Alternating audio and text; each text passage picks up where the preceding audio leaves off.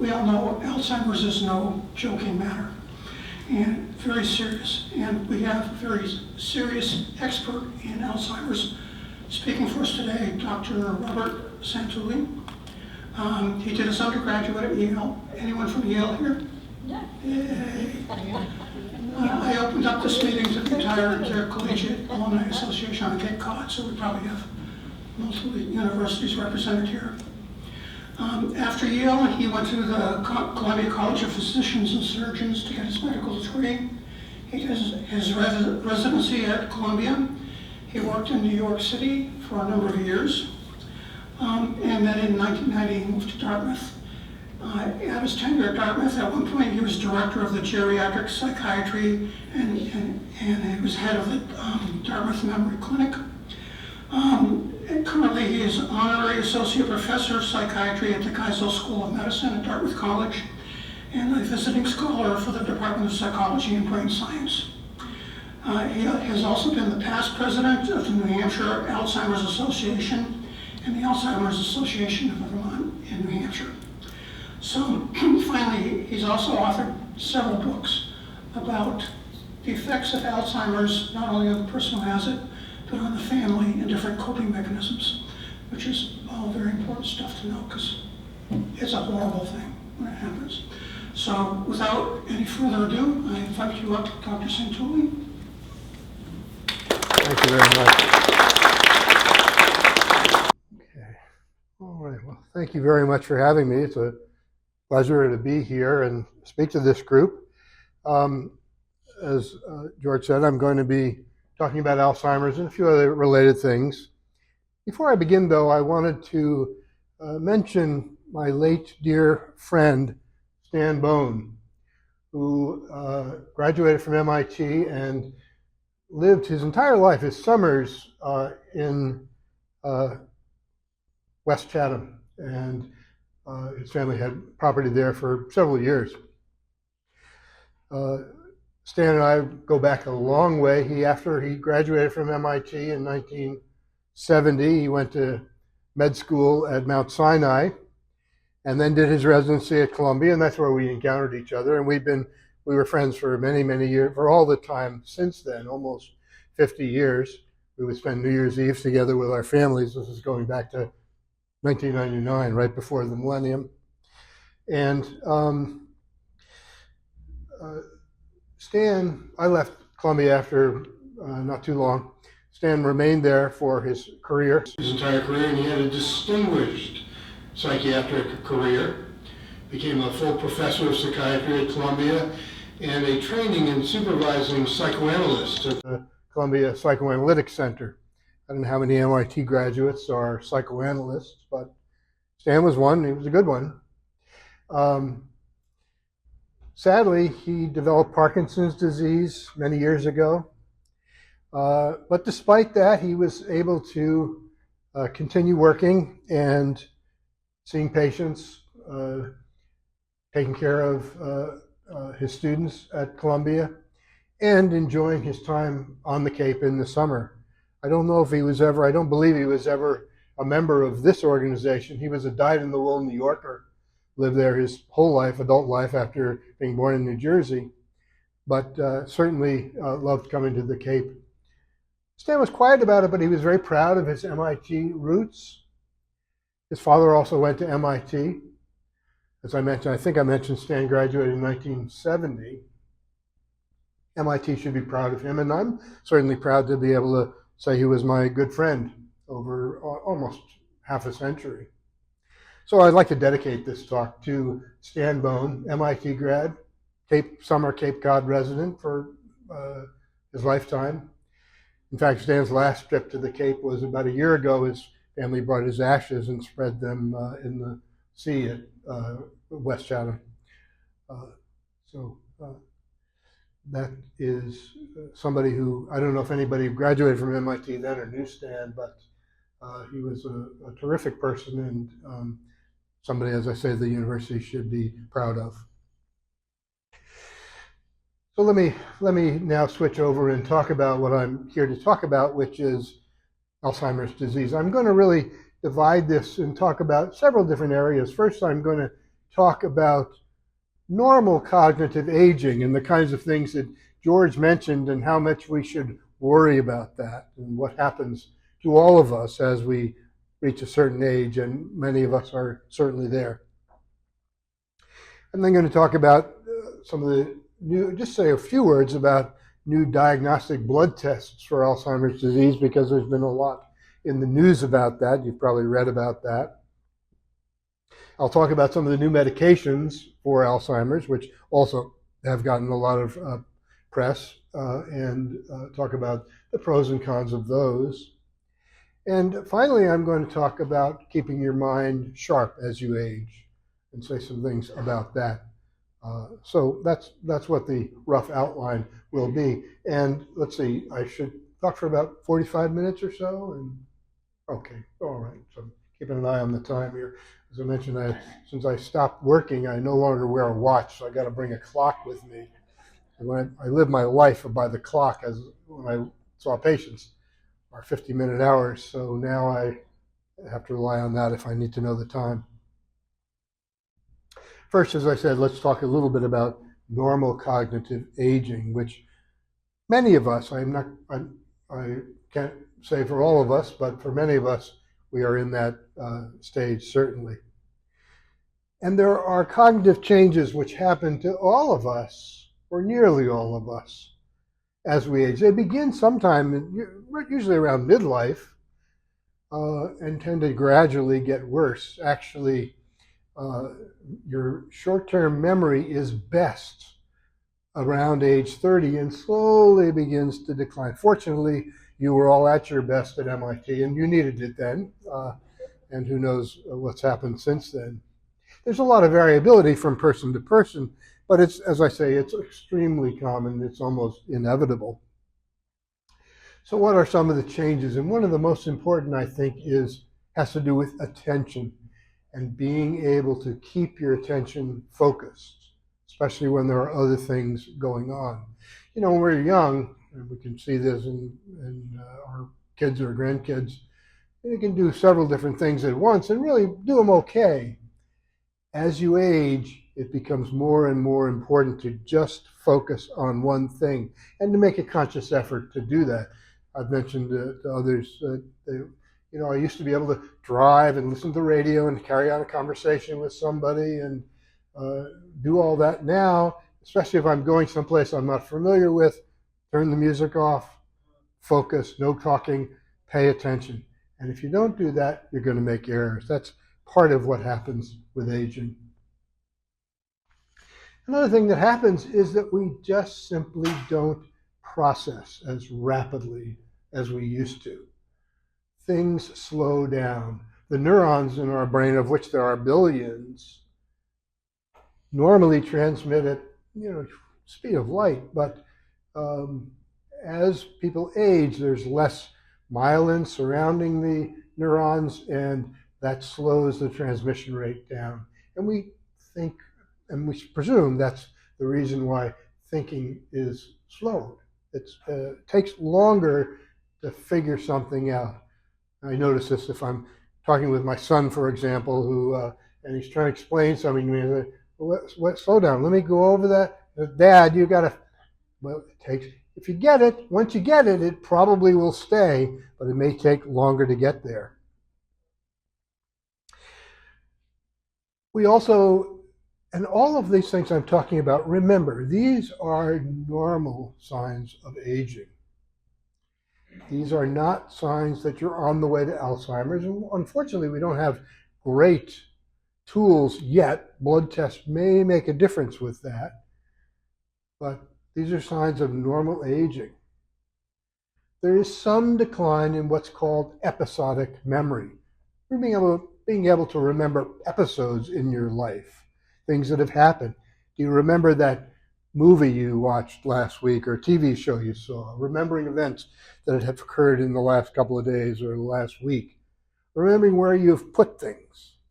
Trying to, when some people say, well, the good thing about retiring is you have time now to go to doctors and to try to find stuff you can't find. This is one of my favorite Roz Jas cartoons. This tombstone says, 50% looking at phone, 50% looking for phone. One of the advantages of being having a partner is, if you lose your partner can always call your phone when you can't find it around the house. And I can't tell you how many, I won't tell you how many times I've had to do that. Difficulty multitasking. This is related to what I said about attention and divided attention to some degree. Doing more than one thing at a time. Again, our younger kids and teenagers can be doing their homework, be on the phone, be talking to somebody, have the TV going. They can somehow manage to get it all done. Are they doing it perfectly? Well, they're at least able to do it. No longer. We can no longer, as we age, walk and chew gum at the same time. Well, maybe we can do that, but there's a lot of things that we can't do when it involves more than one task at a time. It's slower for us to learn new material. As I said, though, in general, if we're not developing a dementia or other cognitive problem, once we learn it, it's there. It'll stay, mostly. But it takes longer to get in. And some trouble, one of the most common signs that people have to show that they're getting ready to join AARP is word retrieval. Thinking of words, particularly nouns, proper nouns especially. Words, one of my patients used to say, words that begin with a capital letter are the hardest things to retrieve. It's curious why that's the case, but it's almost universal. I'm hearing an echo here. Does that happen? Should I move away from the mic and just talk louder? Is that better? Is that what? Not better. Okay, you want to hear me? You want to hear the? Okay, I'll do this and see. Hope maybe if I stand a little bit further back, is that? I don't know. Let's see. That's better. Oh, okay. Then I got to put on my glasses to read my slides. Definitely is a sign of aging. Needing and it's a good analogy though. These things that I'm talking about are like what happens to your eyes. Presbyopia, it's called, old people's eyes. And it's almost universal. Who here over 50 doesn't wear reading glasses? You don't need to give a show of hands. Okay, people are proud enough to not to be able to show their hand, but most of us do. It's a sign of aging. Does it mean your eyes are going to die on you? No, it means you're getting older. Remember that place in Texas? So what causes these changes? Well, as I said before, nerve conduction velocity slows throughout the body, including in the brain. That's part of the reason why we don't think as rapidly as we once did. There's less brain tissue, lower levels of neurotransmitters, those chemicals that act at the synapse between nerve cells. All of these things happen, and probably other things as well, to account for this. How to know if it's becoming something more serious? And that's the $64 question that everyone has. And again, there are not hard and fast answers about that, unfortunately.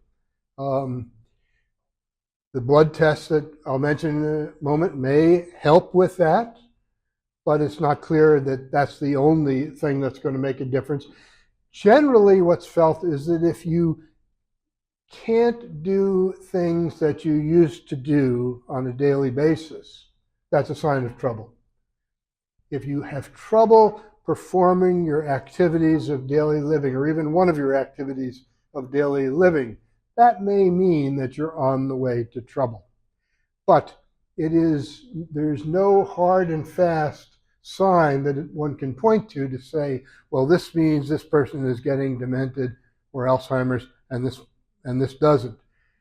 It's still a judgment that requires evaluating the whole situation, and every individual is different that way. So let me just say a word about, and really no more than a word about those new blood tests. I don't know if people have heard about this. There's been a lot in the news about blood tests for Alzheimer's. And indeed, there are now many tests that are have been marketed to measure amyloid, beta amyloid, and tau protein, both of which are abnormal and high in Alzheimer's disease. And these can be measured in the blood. Some of the tests that are out there are not very reliable. Some are better. The FDA is now evaluating which of these tests is the right one, are the right ones to use, and they haven't approved anything yet, and hopefully they will. If you get the test done anyway, it needs to be the right test, and it's going to cost about $600 at this point. But once FDA approves it, Medicare will probably cover it.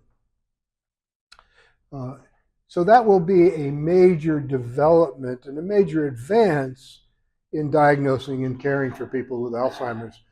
Up till now, people will say, well, you can't tell whether it's Alzheimer's until somebody is dead and you can do an autopsy on their brain. And that is the way to tell with 100% accuracy. Clinicians can make a pretty informed judgment without that, but the blood tests will probably be much more accurate. So it will be a very important step forward. I suspect those blood tests will be approved and the good ones selected and the bad ones gotten rid of probably within the next year. So this is something that's coming, I hope, very, very soon.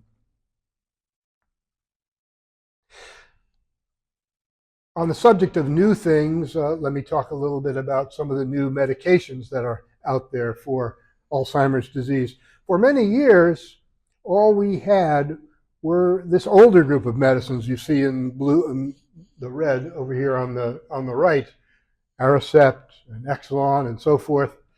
And that was all we had. And before that, and I was practicing before these came along in the late 90s, there was nothing to offer people, just watching them get worse. These medicines made a difference, but they're not dramatic, and they only really treat symptoms. They might help a little bit with behavior. I was never very impressed with that, but they were better than nothing, certainly. And then more recently, since 2021, new medications have come on the market. The first of these was something called aducanumab, Aduhelm, and then Leqembi, or lecanemab, and Kisunla is the most recent one, donanemab, and these are now available, except Aduhelm is no longer available. It's still out there for people who are taking it to get it refilled, but it's not available as a new drug. The company that makes it did some funny business with the FDA to get it approved. It was not clear how good it was, and they also make Leqembi, and so that's where they're putting their effort, and they're stopping making Aduhelm. So we have Leqembi and Kisunla, and these are monoclonal antibodies. And that's why this category of drugs all end in mab, monoclonal antibodies, donanemab, lecanemab, aducanumab. And monoclonal antibodies are made in the laboratory. It's a specific antibody aimed at a particular protein, to take out a particular protein. The ones for Alzheimer's are aimed at amyloid and do a remarkably effective job of eliminating amyloid. These monoclonal antibodies are used in a variety of areas of medicine, cancer treatment and other areas. I can't tell you which, but they're certainly not restricted to Alzheimer's, though they're a relative newcomer in the Alzheimer's field. In order to be eligible to take one of these new medications, however, you need to have a diagnosis of mild Alzheimer's disease or something called mild cognitive impairment, which is a milder form of memory impairment, but worse than the changes of aging that I was talking about. And you need to have a PET scan of the brain or a spinal tap, which measures amyloid in the brain and shows that you have an excessive amount of amyloid. Blood tests may be used for that in the future. It's not clear. Right now, they are not approved. So in order to get one of these new medications, patients have to really have mild Alzheimer's, not worse than mild, or they have to have mild cognitive impairment with evidence of amyloid buildup on these tests. One of the problems is that, I don't know if people here have experienced this, trying to get in to see a specialist. So you think you have, your doctor maybe thinks you have a memory problem, says, I'll refer you to a neurologist. You call the neurologist's office, says, sure, I'll see you. 9 months from now, we have an appointment. By the time you get in, the evaluation is done, the tests are done, a diagnosis comes out. You may no longer have mild Alzheimer's disease. It may have progressed beyond the point of being eligible for the medication. So it's a real problem in all areas of medicine. There are not enough doctors, especially not enough specialists, to take care of the people as we all age. This just says a little bit about what mild cognitive impairment is. And as I said, it's memory. That is where your memory is worse than in normal cognitive aging, and that you can measure that if you give somebody a cognitive test, but they're still able to perform their activities of daily living, unlike somebody who has dementia. So it's a halfway step towards dementia, although not everybody with mild cognitive impairment, or MCI as it's called, goes on to develop Alzheimer's. A certain percentage do, and some get better for whatever reason. If you're going to get Leqembi or Kisunla, it's not like you can pop a pill like all the other medications. These are intravenous infusions you have to take. To get Leqembi, you have to go every 2 weeks to an infusion center, get an IV. They drip it in over a couple hours, an hour or more, and then you go home and you come back again in 2 weeks. For Kisunla, it's only once a month that you have to go only. And Leqembi may, once the initial period of treatment is done, they're working on a subcutaneous form, so an injection under the skin, which would certainly be more convenient and less side effects than an infusion, but that hasn't happened yet, not approved yet. Again, these drugs are a major step forward, at least scientifically, in the older Alzheimer's drugs like Aricept and so forth, to whatever extent they are effective, treat symptoms. They don't treat the underlying cause of the disease. The monoclonal antibodies remove amyloid, and so it's said that they are actually treating the underlying cause of the disease, to the extent that we believe that amyloid is the underlying cause of the disease. There's still some controversy about that, but that's the belief of most people who work in this field. But there are side effects. People can get reactions to the infusion. As you can see here, it's not a small percentage. And there are something called amyloid-related imaging abnormalities, or ARIA, which is really a euphemism. They're not imaging abnormalities, they're brain abnormalities, and that's the problem. They involve brain swelling, or edema, which is called ARIA-E for edema, or bleeding into the brain, ARIA-H for hemorrhage. And these occur, as you can see, in a considerable portion of patients. Infusion reactions are more minor. They cause fever, flu. They're not pleasant. Fever, flu-like symptoms, pain, swelling at the intravenous site. But the more concerning side effects are these ARIA side effects, where there is either swelling or actual bleeding into the brain. And as you can see, they lead to headache, confusion, which somebody with Alzheimer's doesn't need, dizziness, nausea, vomiting, gait disturbance. In most cases, if this is recognized and the infusion stopped for a while, the ARIA goes away. But you've got to catch it. And in some cases it doesn't, and there have been deaths reported with this. In order to monitor for this, people who are getting these medications need to have regular MRIs of the brain, just to look and see whether this is happening. So these are not simple medications to use. As I said, though, there is dramatic reduction of amyloid, and that's felt to be treating the underlying cause of the disease. How well does it work? It removes the amyloid quite effectively. Patients, however, don't really get better. They get worse more slowly than they would otherwise. Which is something, but it's not the same as staying the same or getting better. Statistically, according to the people who make the drugs and studied it, Leqembi reduces the rate of decline by about 30%, Kisunla by about 35% compared to those who get placebo.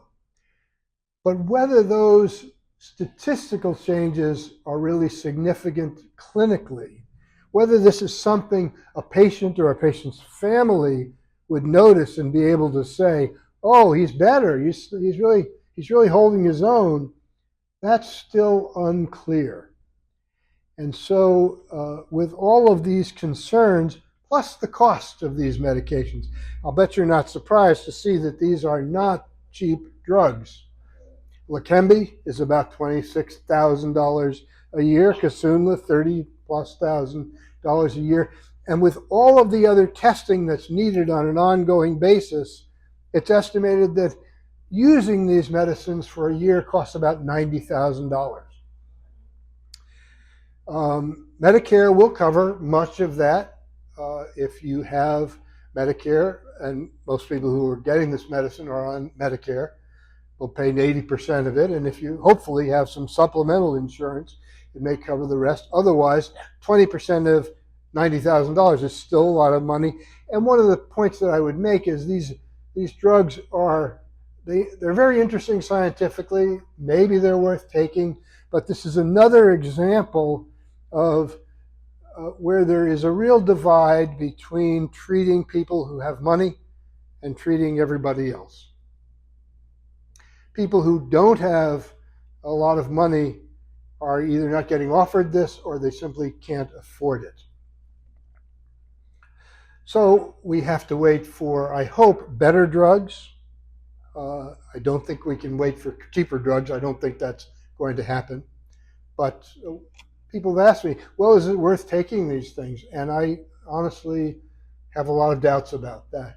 Overall, the data for Leqembi and Kisunla, when you look at how patients fare, isn't a whole lot better than with Aricept, which is the standard drug now, generic, and costs just dollars a day versus $90,000 a year.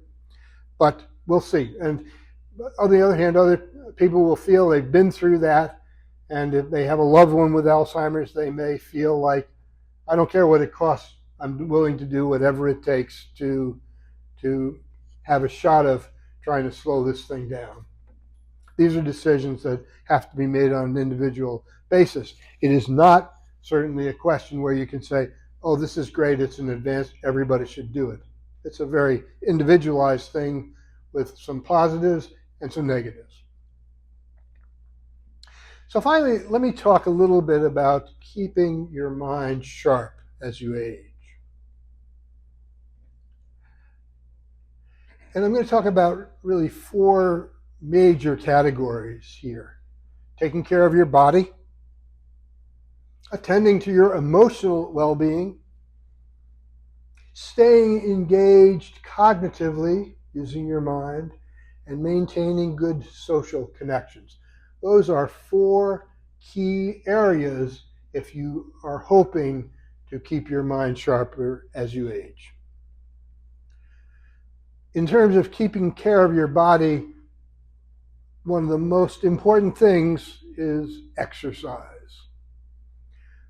Recommendation that's given is people need 150 minutes a week of aerobic exercise. That's 30 minutes a day, 5 days a week. That's a challenging recommendation, but that's what is recommended. It's clear that any amount of exercise is beneficial. There have been studies that look at people who walk for half an hour a day, 5 days a week, who do more leisurely activities do receive benefit. And so not everybody who's elderly can perform aerobic exercise, and you certainly don't need to run the Boston Marathon, but not everybody who's elderly can meet those minimal requirements for aerobic exercise.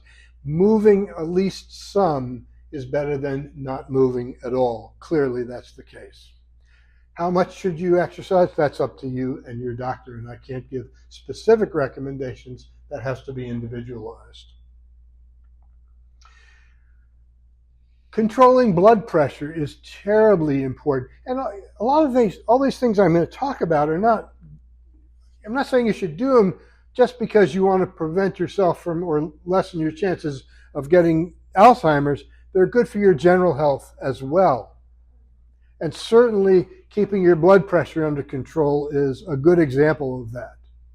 Maintaining blood pressure at generally in the range of 120/80 is associated with better physical health and cognitive health.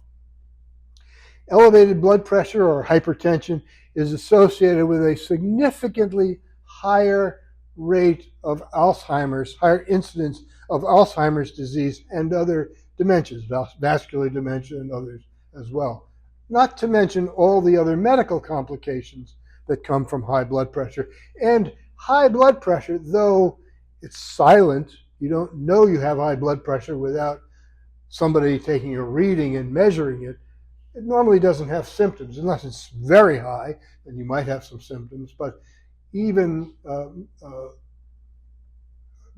less than that may be completely unknown to you unless your doctor tells you you have high blood pressure, or increasingly physicians seem to be recommending people get home blood pressure monitors so they can tell what their blood pressure is, even if they're feeling fine. Again, what your doctor may feel is the right blood pressure for you may be different than others. Some doctors feel actually for older people a little more than 120 is a good idea, so you can be sure the blood keeps pumping through the brain. There certainly are risks to having too low blood pressure. I would leave that up to you and your physician. Watching what you eat. I'm glad we already all finished lunch before I said this. Watching what you eat is obviously an important way to take care of your body for lots of things, as well as for your brain.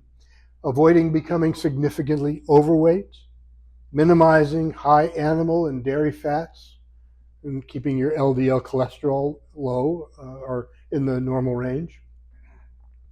Consuming lots of fruit and vegetables that provide antioxidants, omega-3 fatty acids, and so forth. These things are recommended. And this is not on the diet. Although we may enjoy it, there used to be a saying, if it tastes good, spit it out. I don't know who this is supposed to be. Blue suit, red tie, I don't know. A lot of people recommend the Mediterranean diet. You may have heard of this. It's widely talked about. And there's a lot written about it and lists of things you can eat and not eat on the Mediterranean diet. This gives some ideas. Ample fruits and vegetables, lots of fish, low-fat or non-fat dairy, lean meats and poultry, nuts, whole grains, heart-healthy fats, avocados.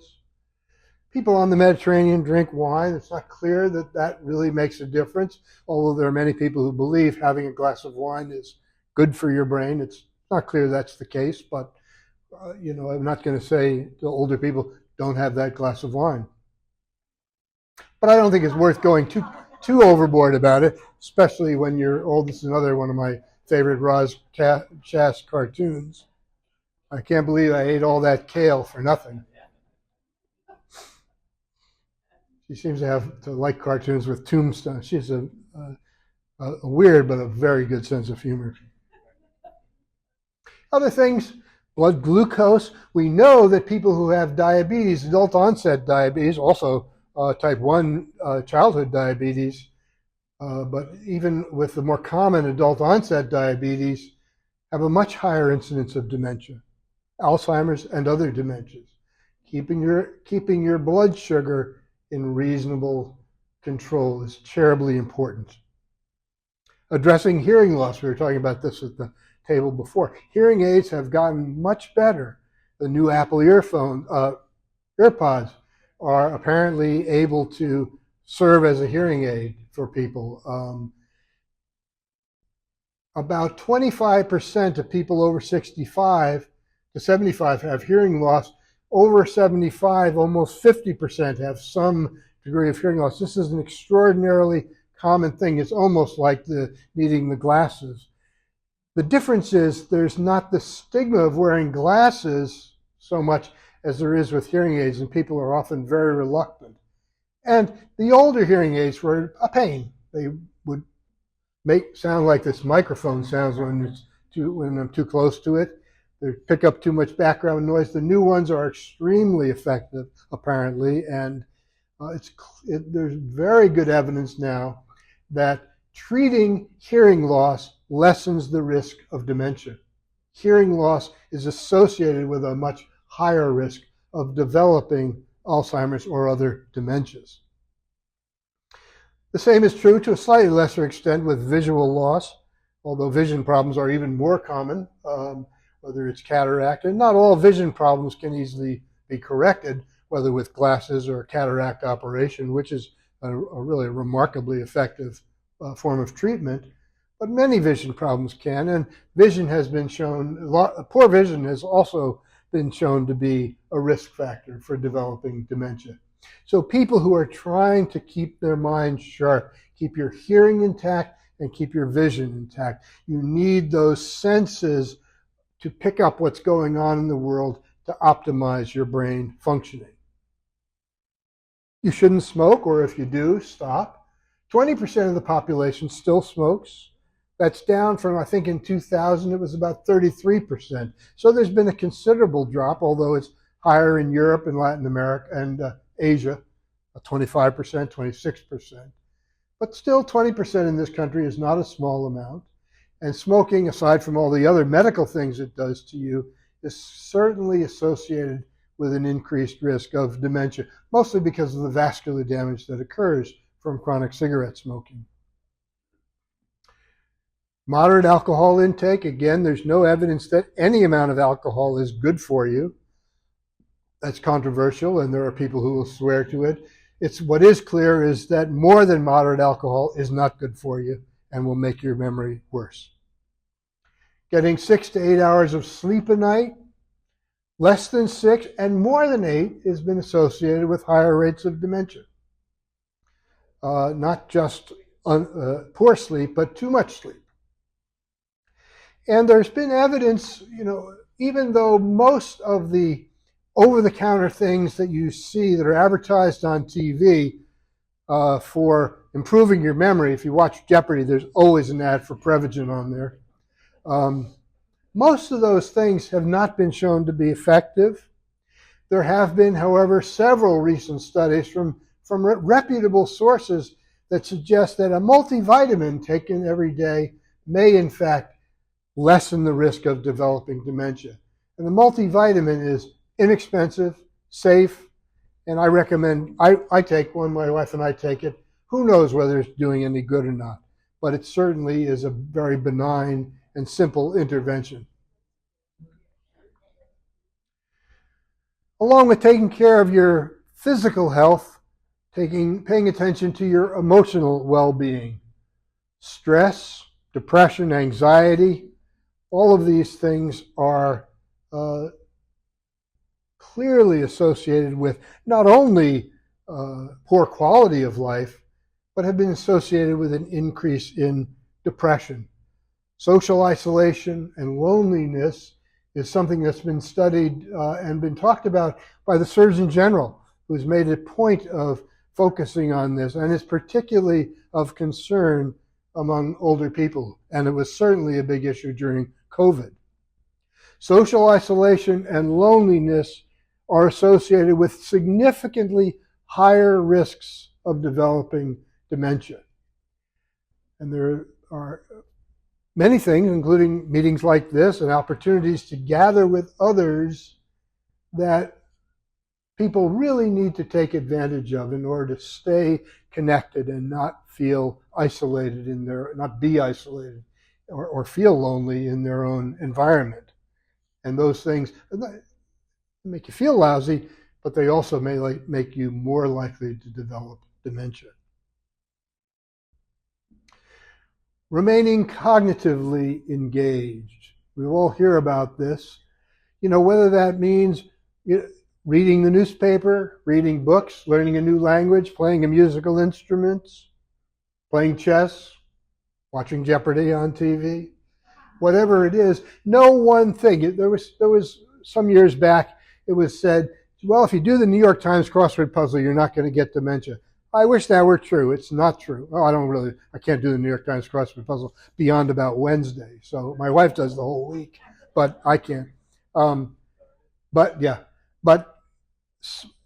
doing things that interest you, and a variety of them, are what make a difference. Taking adult education courses right here on the Cape. Your next speaker is coming from Cape Cod Community College. They've got the ALL program, which is the adult learning program for seniors over at Cape Cod Community College. They have a very, very good roster of courses that are offered there. And it's right here in Hyannis, right when you get off Route 6 at the college. And it's something people will say, why do you take these courses? Well, I want to learn things, but I really enjoy the contact with other people. And that's so taking adult ed courses are very important. Some of this all helps build what's called cognitive reserve. We can't really measure cognitive reserve if you do an MRI of somebody's brain, but we know it's there. What it is presumably creating new neurons and new connections between neurons as you engage in cognitively stimulating or socially stimulating activities. Cognitive reserve is the ability of the brain to maintain its functioning in the face of challenges that are occurring. So if you're developing cognitive problems because of dementia, but you've got good cognitive reserve, it's not going to show up till later. And at our age, we should be devoted to the notion of boosting our cognitive reserve. It's like having money in the bank. It's in the brain bank, but it's a very important consideration. It doesn't mean doing things you're not interested in doing. It doesn't mean, what I like to say is, you don't have to read a textbook of physics. That's the wrong analogy to the MIT audience, obviously. You don't have to read, James Joyce necessarily. Maybe that's a better one. It means you need to do things that are interesting to you and that you can get engaged in, that you pay attention to, that you are focused on. That builds cognitive reserve. And do physics too, if that's really what turns you on. And finally, nurturing good social connections. There's a great deal of evidence that shows that individuals who have a high degree of social connectedness with others have a significantly lower rate of cognitive decline. Many studies have looked at this. It's quite clear. Greater social participation is associated with 30 to 50% decrease in the risk of developing dementia. Now, some of that, I have to say, may be what's called reverse causation.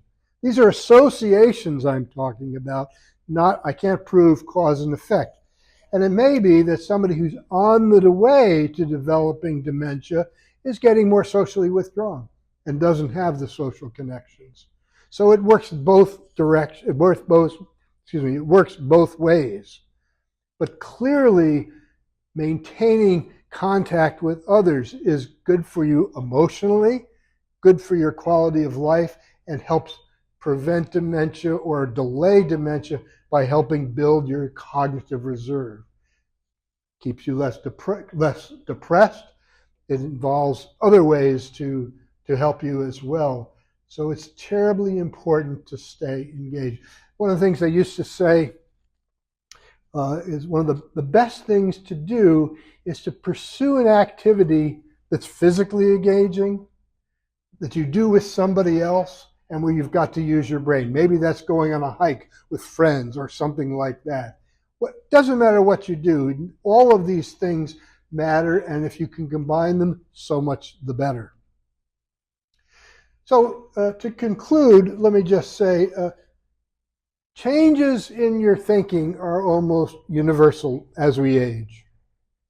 Usually we can differentiate these from Alzheimer's and other dementias, although it's challenging. And I do think that some of the blood tests that are coming along may help with this.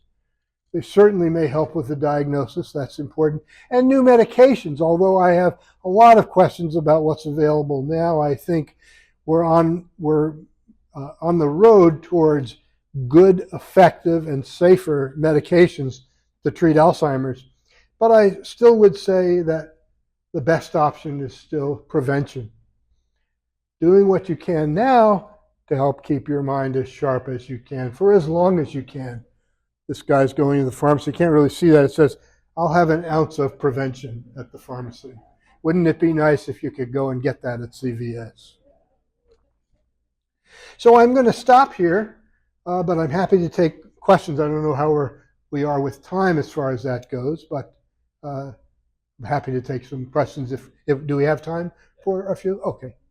Yes. On the hearing loss, is it possible that that's the result of a common cause or an association? Or did somebody actually do a longitudinal study where they purposely didn't treat somebody's hearing loss? Well, it's not that they purposely didn't treat it, but that there are many people who have hearing loss who don't get it treated. But they could also be in poor, malnourished population segments or something like that.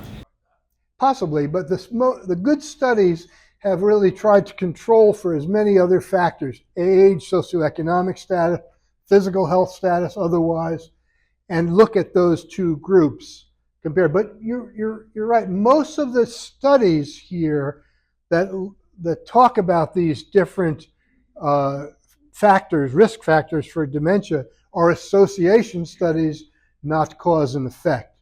If you look at the literature, it's interesting because I put these things together. Almost all the articles begin with the word association.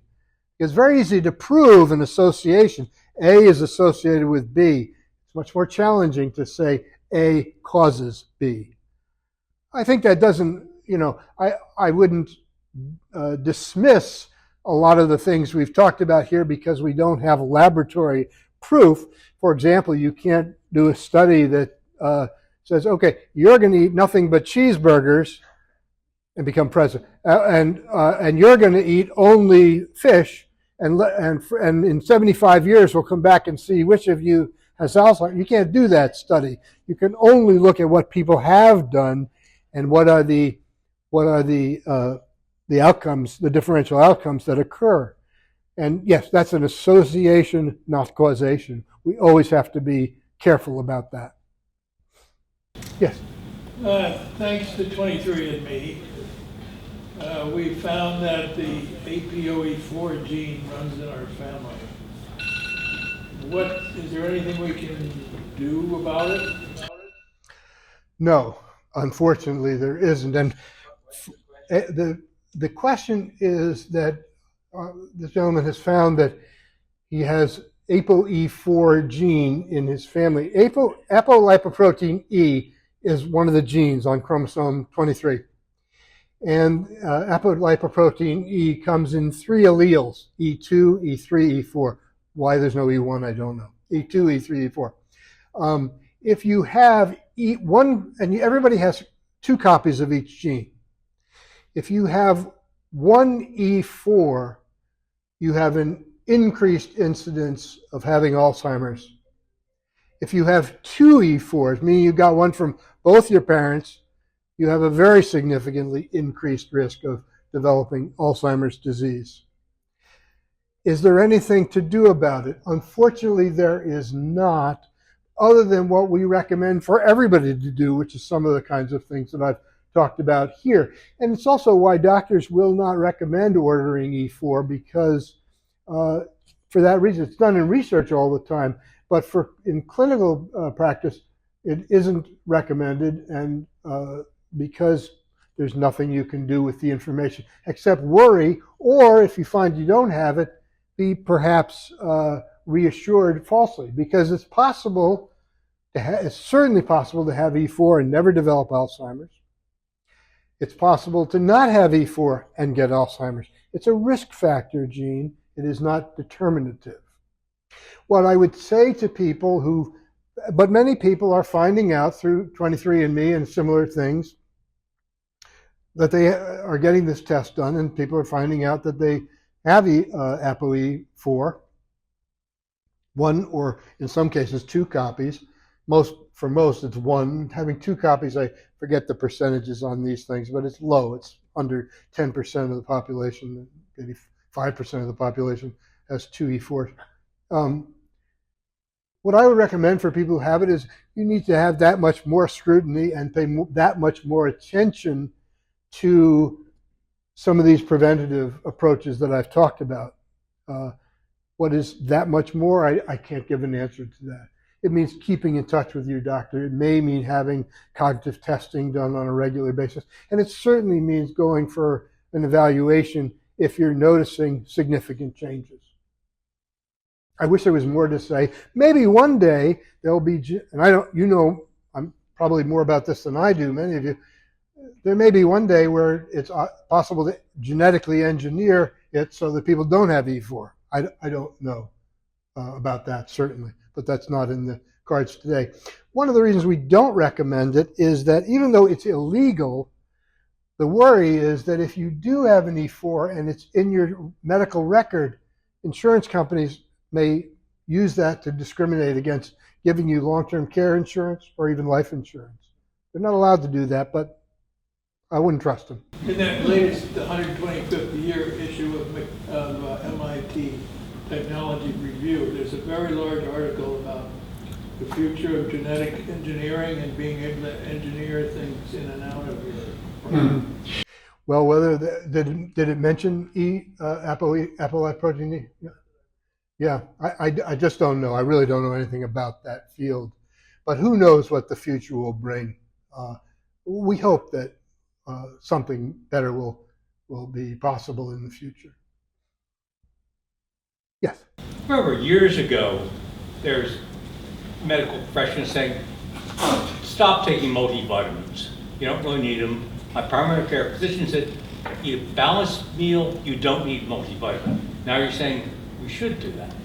Well, that is the general medical advice, and frankly, that's the advice I would have given and did give to patients before. The last couple of years, there have been these intriguing studies from Columbia, from Harvard, from other good institutions that have looked at, again, this is the same issue of association, people who have taken multivitamins compared to people who don't, and those taking the multivitamins having less incidence of Alzheimer's disease. So it's not, if taking a multivitamin was a very expensive thing to do or risky with side effects, I would want better information than that, because you can buy a bottle of multivitamins for a few dollars and it's likely not to harm you. Based on these studies, I say to people, go ahead and do it. But I don't know whether that's good advice or it's one of these things that doctors like to say and patients hate to hear. Well, it can't hurt. Yes? Does it follow from what you said about cognitive reserve that smart people, like maybe most of the people in this room, are less likely to get dementia at a given age? There certainly is a strong association with education and how much education people have. High school, less than high school, college, graduate school, and so the more education, the lower the incidence of dementia. And a great deal of that is probably related to cognitive reserve. It's also very hard not to view that as related to socioeconomic status. Certainly among people who are at the age of risk for Alzheimer's, whether or not you went to college had as much to do with what social class you were in as anything else. IQ has not necessarily been shown to be associated with higher or lower risks of dementia. It's what you do with your brains that makes a difference. So that probably is what accounts for it. Cognitive reserve certainly builds up during one's youth and college years and so forth, but it continues or can continue throughout life if you're doing the right things. Yes? Relationship between dementia and Alzheimer's? Alzheimer's disease, excuse me, Alzheimer's disease is a type of dementia. There are numerous different kinds of dementia. There's about half a dozen that are relatively common, but none as common as Alzheimer's. Alzheimer's is by far and away the most common form of dementia. It accounts for 60 to 80% of all cases of dementia, so it's a huge percentage of dementia cases. But there are other things that are not Alzheimer's that cause dementia. Lewy body dementia, frontotemporal dementia, vascular dementia, chronic traumatic encephalopathy, the injury that football players and Iraq soldiers get. There are other things that cause it, but by far and away the most common is Alzheimer's. Some people have the impression that, well, Alzheimer's is worse than dementia. Other people think dementia is worse than Alzheimer's. Neither of those statements is true. Alzheimer's is a type of dementia. Yes? Could you say a few more words about Lewy body dementia, and particularly the prognosis for people who have it? Lewy body dementia is, the question is saying, you asked me to say a little bit more about Lewy body dementia. Lewy body dementia is one of the non-Alzheimer dementias, although it sometimes does occur with Alzheimer's. If you look in the brains of people who have died that may have both Lewy bodies throughout the brain, which is a pathological finding that a pathologist can easily identify, and plaques and tangles of Alzheimer's. But clinically, Lewy body dementia looks a bit like Parkinson's, looks a lot like Parkinson's disease. People have the symptoms, the physical symptoms of Parkinson's disease: tremor, stiffness, a masked face, drooling perhaps. But they also have other things that are not common until Parkinson's goes on for quite a long time, which is cognitive impairment, abnormal dreams, and so forth.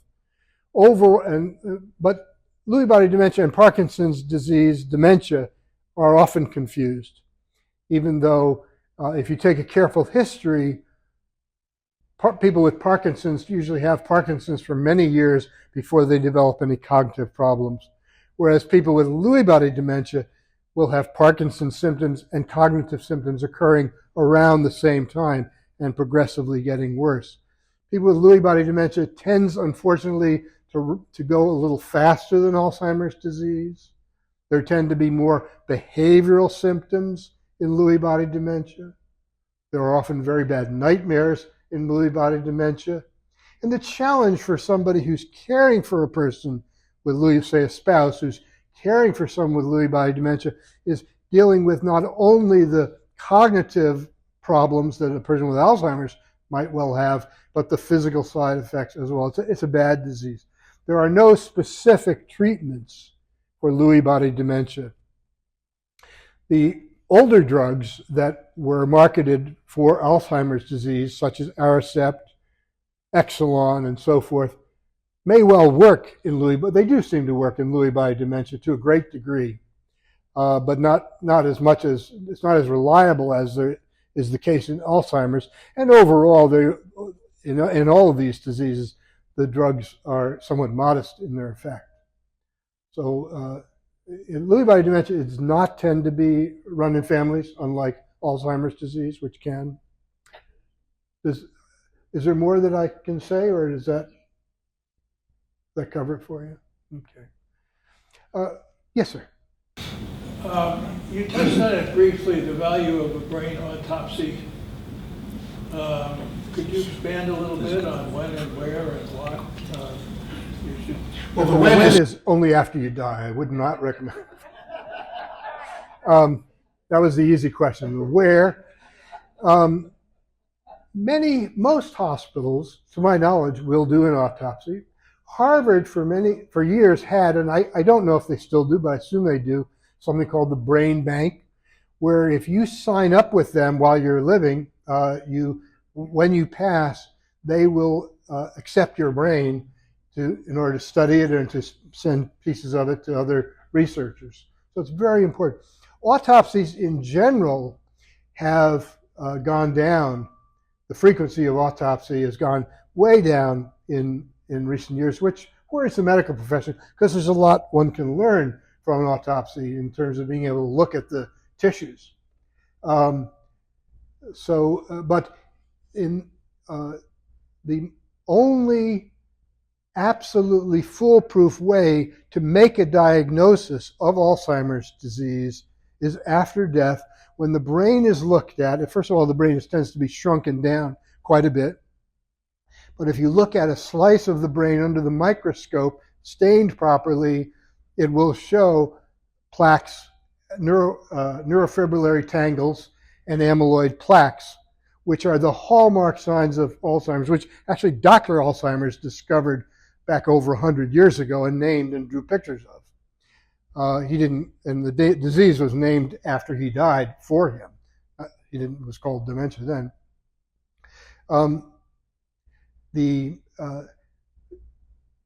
So it is very useful to be able to look at brain tissue in somebody who has died of dementia to get a clear picture of the type of dementia they had, because we still don't have great ways of differentiating the different dementias, and to look at the tissues and understand what's there. Many people don't wish to, and understandably so. They've dealt with a loved one who's had dementia for years. They want to, the person finally passes away. That's it. They don't want anything else. They just want to have the things finished.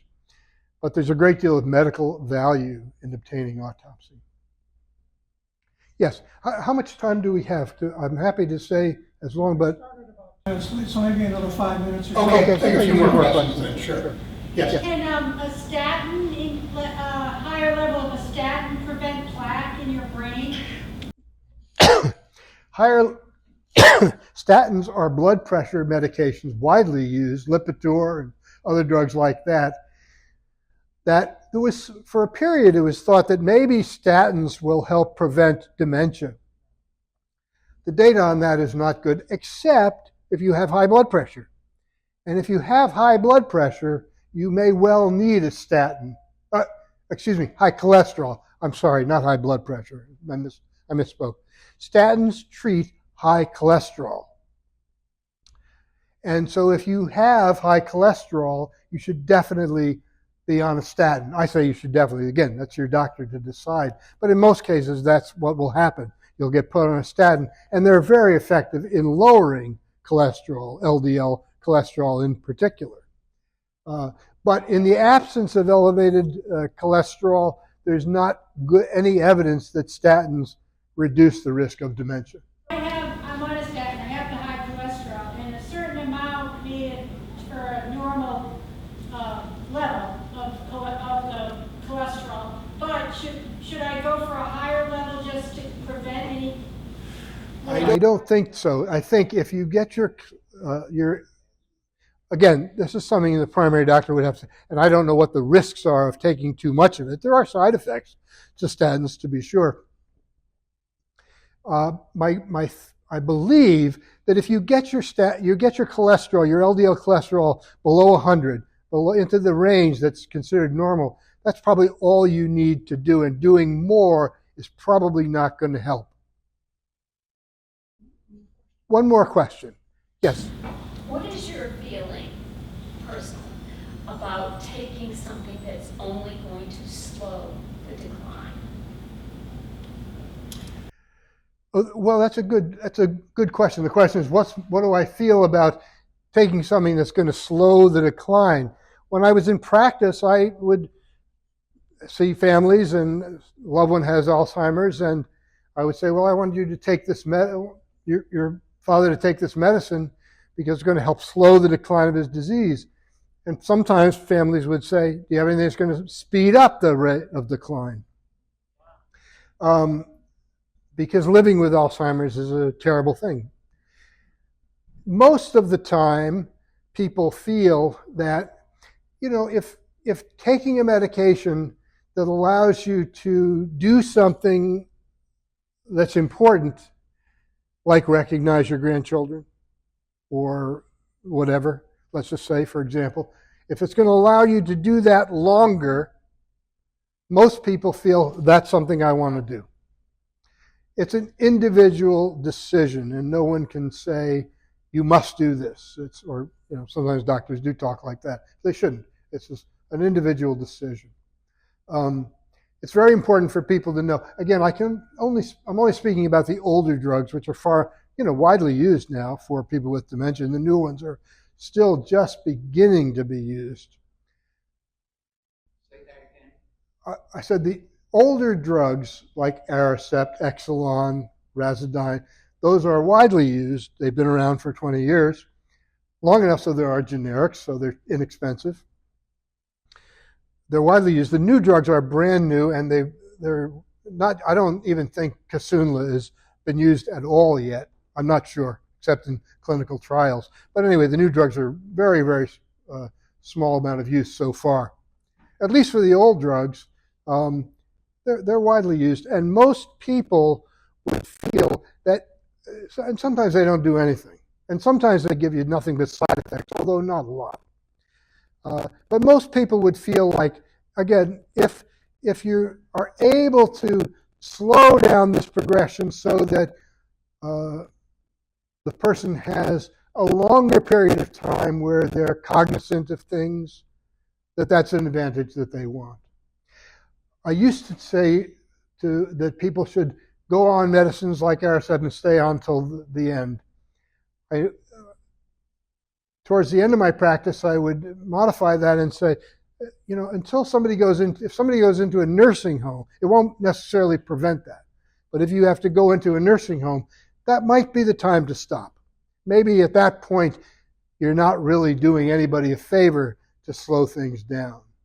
But up till that point, most people would feel that's something they want to do. But again, it's an individual decision that has to be respected, what people want. Well, I think we'll stop there. Thank you very much for your attention, and I appreciate it. Thank you.